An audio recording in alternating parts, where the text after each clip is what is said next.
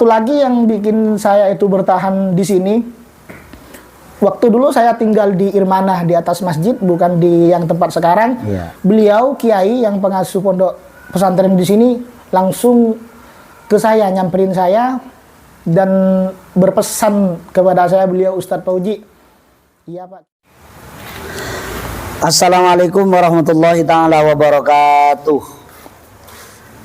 Teman-teman sekalian yang dimuliakan Allah Subhanahu wa taala. Pada kesempatan kali ini, pada malam hari ini, kita akan ngobrol-ngobrol santai bersama narasumber kita yang sebentar lagi akan kami panggil, akan kami hadirkan ya ke hadapan para netizen sekalian. Ya, kalian pengen tahu beliau berdua ini adalah asalnya orang Madura, tapi sekarang posisinya ada di Bekasi dalam tugas mengemban amanah, yaitu mengajar di Bekasi. Oleh karena itu, mari kita sambut narasumber kita, Ustadz Fauzi Mubarak dan Ustadz Fandi. Assalamualaikum. Waalaikumsalam warahmatullahi wabarakatuh. Gimana kabarnya Ustadz? Udah sehat? Alhamdulillah sehat. Ya. Oh ya, ini biasa nih teman-teman banyak yang nanya Ustadz. Ya, tentang masalah perjalanan. Ya, perjalanan pertama anggaplah kalau para artis-artis mungkin perjalanan karir, ya bisa dikatakan perjalanan karir. Ini teman-teman banyak yang nanya, pertama kali Ustadz nyampe ke sini atau awal mula Ustadz nyampe ke sini, karena kan Ustadz itu asalnya di Madura, sekarang posisi ada di sini. Ya, untuk yang pertama saya akan nanya kepada beliau dulu, Ustadz Fauzi. Pertama kali kapan atau seperti apa prosesnya nyampe ke tempat ini sehingga bisa ngajar di Bekasi ini? Bismillahirrahmanirrahim. Perjalanan kami sampai ke sini itu dimulai dari 2018. Lulus dari pesantren 2018 dan mulai saat itu saya diperintahkan atau disuruh ngajar oleh beliau, guru saya Kiai. Pertama kali saya mengajar di pondok pesantren Raudhatul Ulum Jalin Utara, termasuk masih daerah Madura. Kadungdung juga masih satu kecamatan dengan saya. Namun di pondok Raudhatul Ulum itu saya tidak lama, hanya sekitaran 1 mingguan. Lalu saya dipindahkan ke pondok pesantren Darul Musabbihin Kalimantan Barat, Kuburaya. Saat itu saya perjalanan tugasnya di Kalimantan itu selama 1 tahun nggak pulang. Terus setelah pulang dari Kalimantan, lalu saya mengabdi di tempat dulu saya sekolah atau ngaji selama 1 tahun, dan selepas itu saya berniat untuk merantau, karena sebenarnya saya setelah tugas wajib 2 tahun itu saya udah izin ke pondok pesantren untuk berhenti membantu orang tua. Setelah itu saya berencana untuk merantau, mencari kasab ke negara Malaysia, Menara Kembar Malaysia. Namun mungkin Allah Ta'ala belum menakdirkan atau tidak meridhoi saya, dan guru saya mungkin tidak meridhoi, sehingga pada saat itu saya sudah berancang-ancang untuk berangkat. Namun Indonesia dan seluruh dunia mendapatkan musibah yang disebut dengan Corona COVID 2019 ya. 2019 sampai 2000 sekarang mungkin 2022. Terus karena berhubung sudah nggak jadi ke Malaysia dan saya pun menganggur dan bingung mau kemana, kerja di Surabaya nggak ada. Karena memang sudah posisinya waktu itu lagi genteng-gentengnya, lagi panik, lagi semuanya orang kena penyakit virus corona. Lalu ada salah satu teman yang mengajak saya untuk merintis atau mengajar di pondok pesantren Al-Mudhariyah ke Bangkalan, Burni Bangkalan. Saat itu sama, ditempuh 1 tahun. 1 tahun. 1 tahun, berarti itu 3 tahun udah Ustaz. 3 Ya, tahun. 3 tahun. Lalu setelah pulang dari Bangkalan itu saya nganggur selama sekitaran 2 bulan 3 bulanan kalau nggak salah. Lalu saya buat SW di Facebook story, kata-katanya seperti ini, pengen tugas lagi seperti kalau nggak salah ya Ustaz. Pengen tugas lagi, namun belum ada yang menanggapi ataupun orang yang menawarkan. Setelah menjelang 1 bulan kalau nggak salah, beliau sampean menelpon saya dan menanyakan lagi ngapain dek, lagi nyantai, ada kegiatan nggak, ada tugas nggak ada. Kalau nggak ada tugas mau nggak ke Bekasi, ke tempat ini, di tempat saya ngajar. Oh kalau masalah itu saya masih belum bisa menjawab, namun saya masih ngobrol dengan orang tua. Sebenarnya yang saya inginkan waktu itu saya, keinginan saya ingin ngajar di tempat atau di rumah saya itu, yang dulu saya ngaji sekolah di situ, karena memang notabene di sana ada ponaan, ada sepupu dan adik-adik saya. Intinya ngajar adik-adik sendiri. Cuman yang saya tunggu dari sana nggak ada penawaran sama sekali untuk menarik saya menjadi tenaga pengajar di sana. Lalu saya memutuskan untuk dan rembuk dengan orang tua untuk berangkat ke sini, dan orang tua pun sangat berat karena notabene saya itu anak sendirian, anak tunggal, dan orang tua pun bapak udah nggak ada, tinggal ibu saja.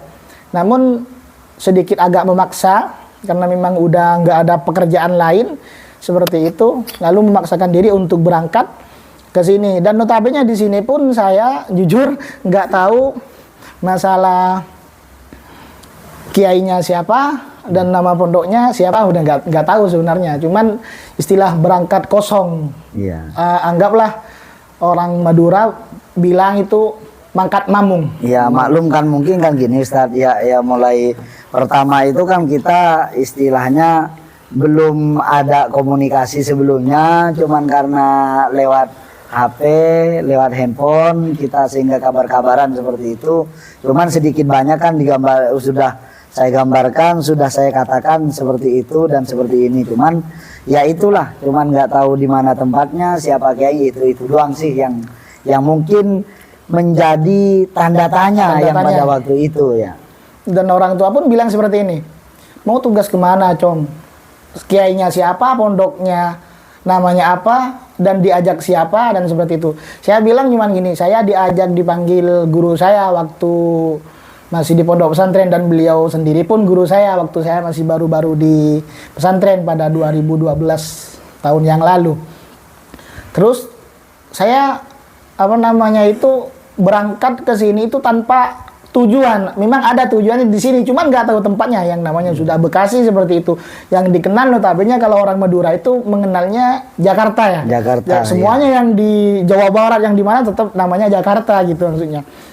Terus saya rembuk dengan orang tua dengan jujur berat sebenarnya.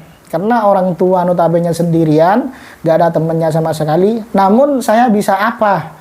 Karena di rumah udah nggak ada pekerjaan, nganggur, mending memperjuangkan agama Islam atau memperjuangkan ilmu yang pernah saya pelajari di pesantren. Karena khairun nas anfa'uhum linnas seperti itu. Jadilah orang yang bermanfaat bagi yang lain. Mungkin keinginan saya, niat saya untuk kenapa saya bisa berangkat ke sini dengan tanpa ragu. Karena memang mungkin ini adalah suatu tebusan dosa.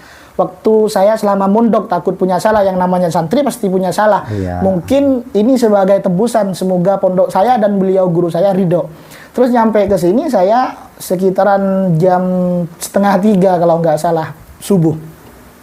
Terus paginya bertemu dengan beliau yang pengasuh di sini.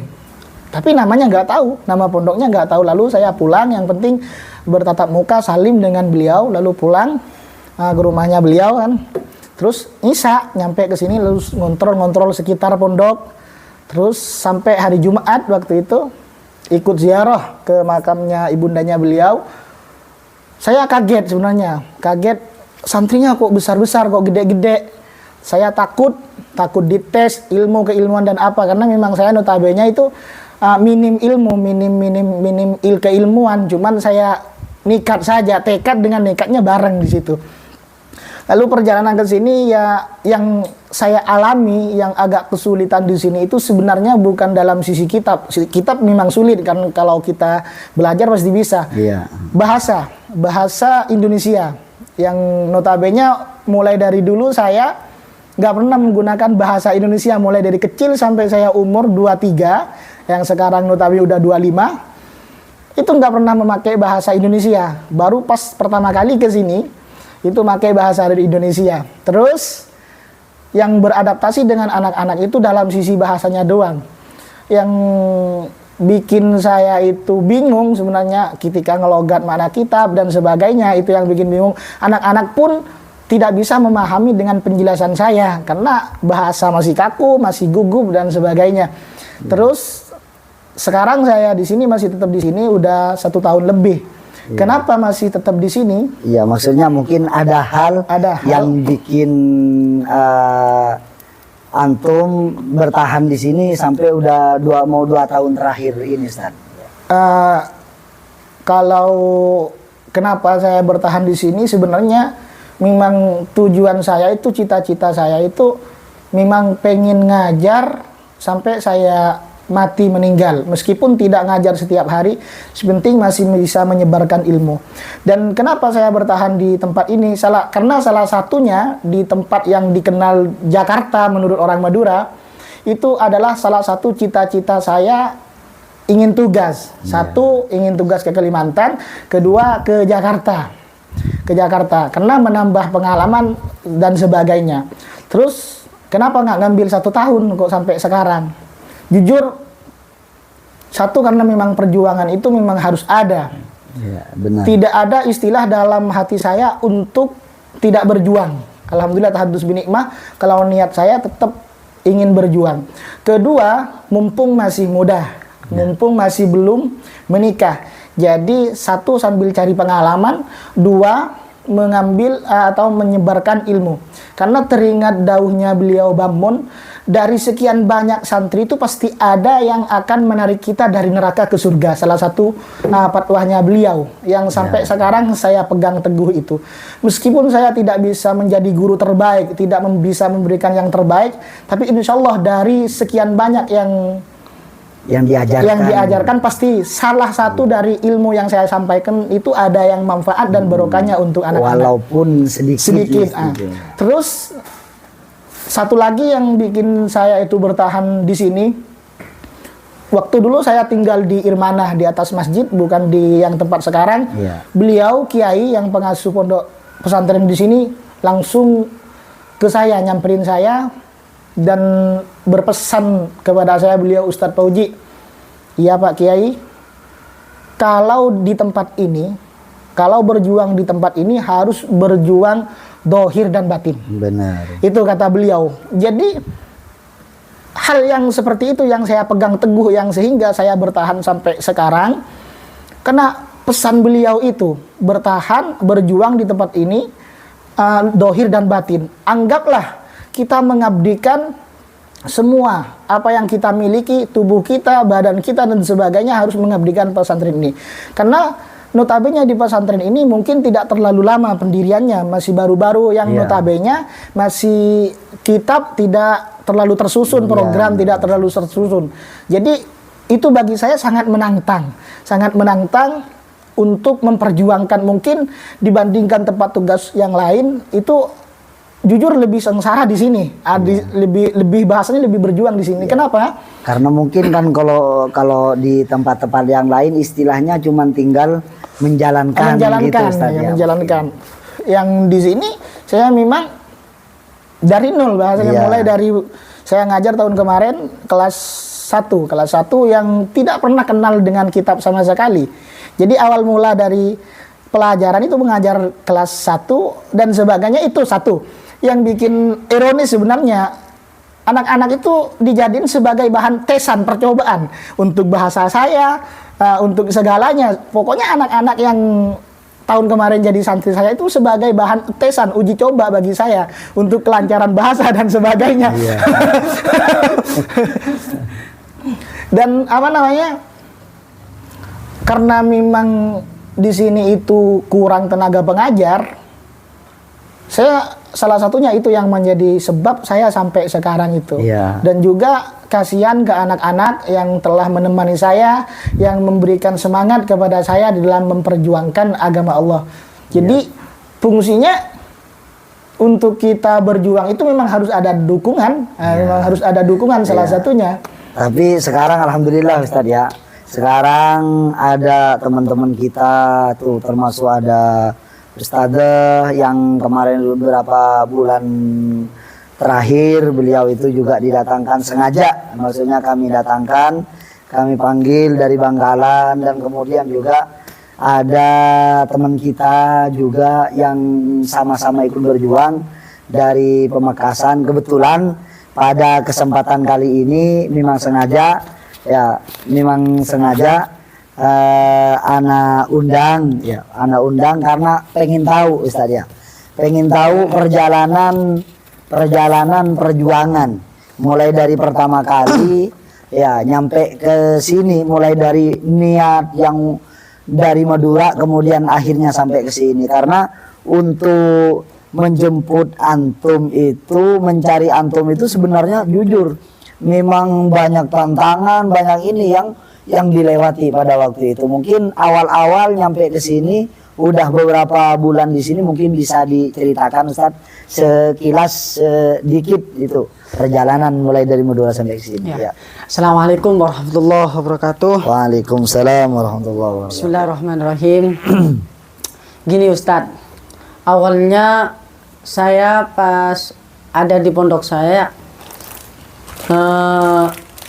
waktu itu katanya ada kabar dari di mana tempat ini, Bekasi ya? Bekasi. Iya. Tapi kalau di Madura kata Ustadz Fauzi aja tadi bilang bahwasanya terkenal Jakarta gitu. Iya, karena memang kalau bagi orang-orang yang ke timur itu, bagi orang-orang kita khususnya ya di sini baik Jawa Barat semuanya terkenal Jakarta lah intinya gitu ya. Terus habis itu kiai saya Kiai Dofiruddin sebagai Ugiti dari Pondok Pesantren Sumur Tengah. Dari itu ada kabar, terus saya nggak dengar bahwasanya saya masih pulang waktu itu. Saya pulang, terus saya di pondok punya jabatan, udah jadi pengurus, jadi bendahara Madrasah Ibtidaiyah atau dikatakan Ibtidaiyah. Terus habis itu saya dari rumah balik ke pondok karena waktu itu ada rapat kepengurusan katanya. Terus nyampe ke pondok, terus teman-teman saya tuh memberikan kabar. Ya maaf, soalnya bahasa tuh terlalu besar kacir. Karena setiap harinya tuh di rumah tuh pakai bahasa Madura, baik bahasa Madura yang halus, terus sedang ataupun kasar gitu. Iya. Jadi akhirnya pas ke bahasa Indonesia kakunya setengah mati gitu. Terus nyampe ke pondok, teman saya tuh, ayo siapa yang mau tugas lagi, teman seangkatan kalau nggak salah sekitaran berapa ya, belasan. Cuman pondok saya tuh pondok kecil, dinamakan pondok kecil katanya.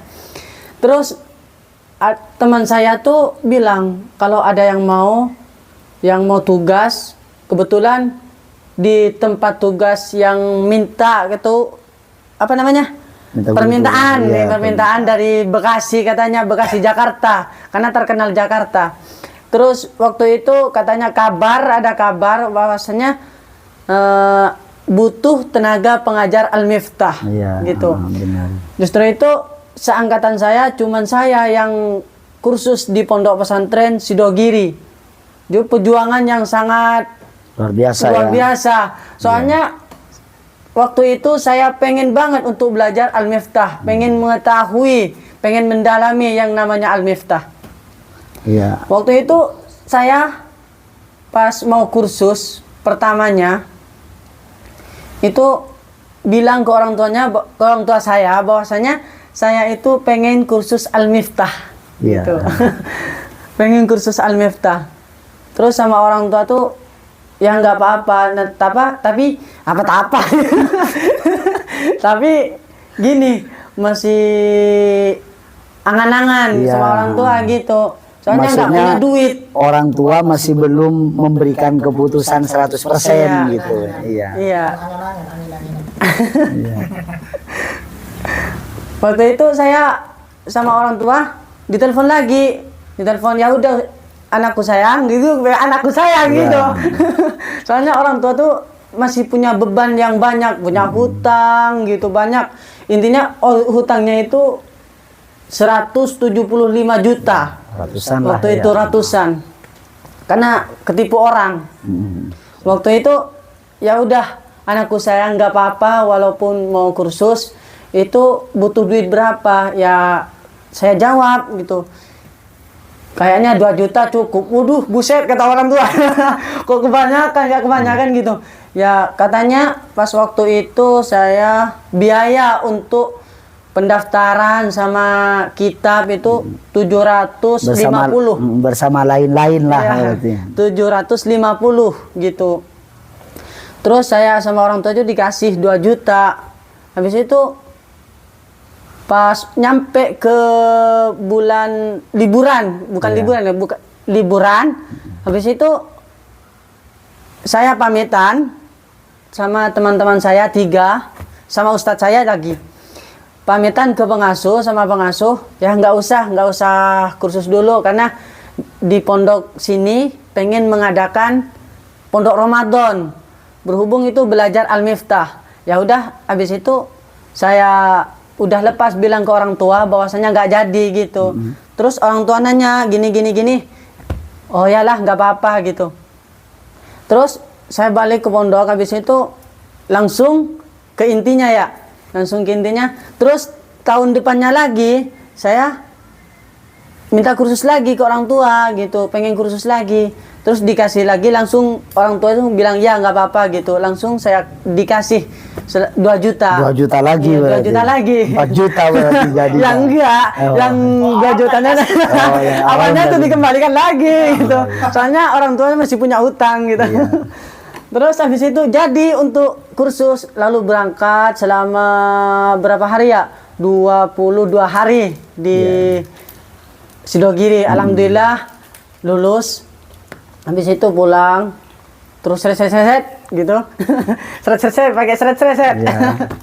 Habis itu Akhirnya? akhirnya saya pas waktu itu saya kelas 3 Senawiyah karena di pondok saya itu mengeluarkan tugas lulusan kelas 3 Senawiyah gitu. Iya. Awalnya saya pas waktu itu saya bodoh, menurut saya bodoh, sangat bodoh gitu. Terus sama pengasuh, ya udah kalau berangkat dari pondok jangan apa namanya, kalau bahasa Maduranya itu mang-mang. Ragu, jangan ragu kalau berangkat dari pondok gitu. Iya. Asalkan jangan berangkat dari rumahnya. Ya karena Gitu. kan mungkin guru itu sudah tahu Ustadz ya. Yang pada dasarnya guru itu istilahnya tahu bahwa di pesantren itu ada banyak keberkahan. Iya, iya. Kemanapun kita melangkah, insya Allah doa dan barokah guru sama pesantren itu insya Allah akan ikut serta dengan kita, Iya. asalkan kita benar-benar ikhlas gitu. Iya. Ya hingga pada akhirnya Gini, pas saya waktu itu langsung berangkat dari pondok pesantren Sumur Tengah, saya berangkat. Lalu pertama saya tugas tuh tidak tahu di mana saya tugas gitu. Saya bingung, saya masih apa namanya ngetek, bahasa Madura ngetek, Iya. bahasa Maduranya ngetek. Terus sampai itu pengumumannya katanya pas berangkat besok, sekarang pengumuman untuk tempat tugas, tempat pengabdian gitu.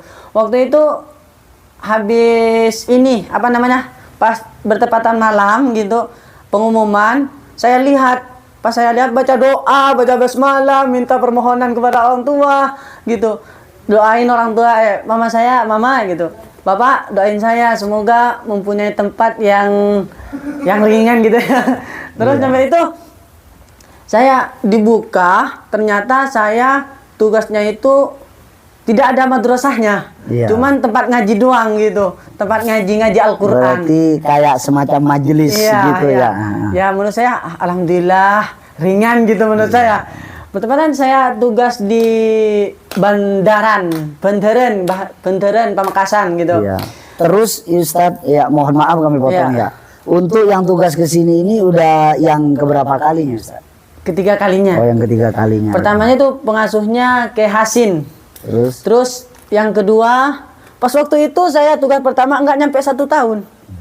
Karena terkena penyakit. Bukan karena geng ini. Iya, bukan corona. Ya kalau corona tuh lah udah terbiasa karena di Madura itu nggak kenal yang namanya corona atau COVID-19 berapa? 15. Yang banyak itu corona ya. Iya, corona. Terus waktu itu saya pas kurang 2 bulan yang nyampe target tugas, kurang 2 bulan saya sakit, lumpuh, nggak bisa jalan. Pokoknya sengsara pas waktu tugas pertama itu. Iya. Terus langsung waktu itu alhamdulillah saya pas sembuh di bulan Ramadan pada tanggal berapa ya? Saya masih ingat tanggal 15. Waktu itu wajib untuk kembali ke pondok. Waktu itu saya langsung balik tanggal 15-nya terus belajar atau pembekalan lagi gitu. Waktu itu langsung ke inti ya. Ya. Tugas yang kedua, saya bukan langsung ke tugas yang ketiga. Enggak, kedua. Kan awalnya tugas pertama gitu. Amat ceritanya. Terus tugas kedua, tugas di Madura juga, Open Sampang.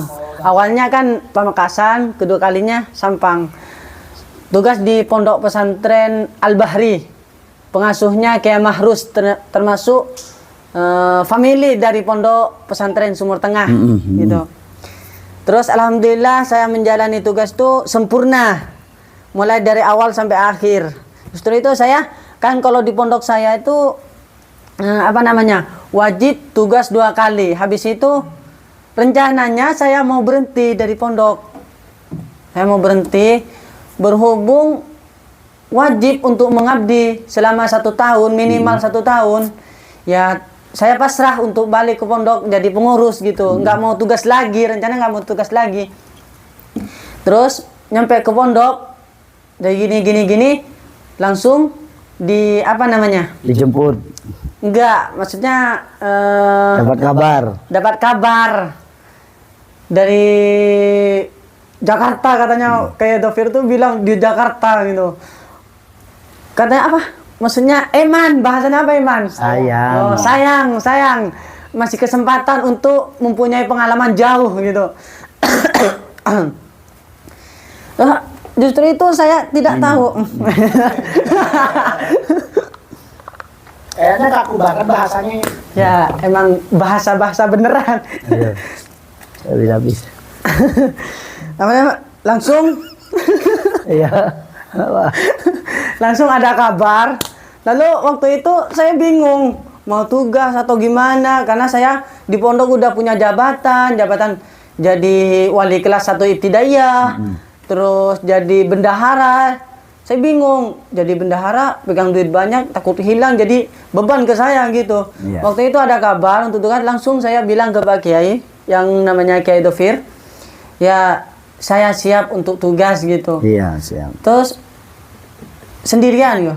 Ada katanya Ustadz Ahmad Marsuli gitu. Oh ya, waktu itu langsung kasih kabar, nggak tahu ke siapa, katanya melalui dari Ustadz Kho yang di sana terkenal Ustadz Kho ya. Teman saya memang. Oh ya. Memang waktu itu Ustadz sengaja anak nelpon ke beliau minta dicariin guru tugas. Awalnya itu ya dia menjanjikan tenang katanya, butuh berapa? Ternyata 1 bulan kemudian tak kunjung datang. Akhirnya setelah 1 bulan itu dapat kabar bahwa ada dari Sumur Tengah itu 2 katanya. Waktu itu ada kabar udah rapat, UGT udah rapat, udah berangkat. Pas waktu itu nyampe 1 minggu, pas mau dijemput katanya nggak jadi, nggak tahu kenapa alasannya, saya nggak tahu gitu, nggak jadi. Terus waktu itu Ustadz Akhol nelfon lagi ke Dovir, terus masih bingung kayak Dovir mau mengeluarin apa enggak gitu, terus bingung. Saya dipanggil lagi sama Kiai Dovir, gimana siap apa enggak? Kalau saya siap gitu, karena saya bingung di sini nggak ada kerjaan, cuman jadi bendahara, takut hilang duit gitu, jadi beban karena orang tua itu udah punya hutang gitu. Biasanya itu udah fix ditelepon ada kabar tuh, oh iya langsung waktu itu pada hari Jumat ya yang berangkat dari sini, dari hari Jumat katanya, Insya Allah hari Sabtu berangkat gitu, udah siap, udah pulang, pamitan ke keluarga. Waktu itu keluarga ada yang nangis gitu karena kejauhan, karena saya tuh masih punya penyakit lumpuh gitu. Kok mati iya. Karena jauh gitu, karena nggak ada apa namanya perkenalan gitu. Nggak ada kerabat dan keluarga. Iya, nggak ada kerabat. Akhirnya sampailah di Nurul Hikmah. Iya, Nurul Hikmah. Waktu itu saya nyatakan gini, Pak, sebelum berangkat ya, saya bingung, di-share di HP saya. Aduh, Pondok Pesantren Nurul Hikmah Sikiwul. Saya lihat ternyata di sini tuh ada pagar nosanya. Saya takut. Gimana kok gede-gede tuh, apa ini pengurus atau gimana, apa santrinya? Saya takut. Karena gede semua, karena menurut saya masih kecil, masih bocil gitu ya. Kalau saya kan gede kan. Gede. Waktu itu nyampe sini pas pada apa namanya? Santri itu kayak ngurmatin saya karena saya kaget. Oh, kok bisa gitu? Padahal saya bukan kiai, cuman punya titel ustadz gitu. Karena kalau di Madura itu yang dihormatin kayak gitu adalah kiai, cuman Pak Kiai gitu. Iya, karena kan gini Ustadz, mungkin pada dasarnya itu ya didikan kita ke santri itu ya memang dimanapun itu yang harus diterapkan nih pertama kali karena memang akhlak. Iya betul. Karena ya sepinter apapun kita, secerdas apapun kita, kalau nggak berakhlak kan percuma gitu. Ya, dan akhlak itu sebenarnya nggak memandang, oh ini kiai harus dihormati seperti enggak. Semua itu yang namanya guru itu semuanya juga sama-sama dihormati kan gitu.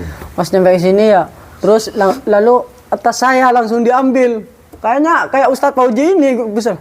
Ini pengurus atau santri atau gimana gitu. Saya bingung. Waktu itu ternyata saya habis kenal Akbar namanya. Jarwo.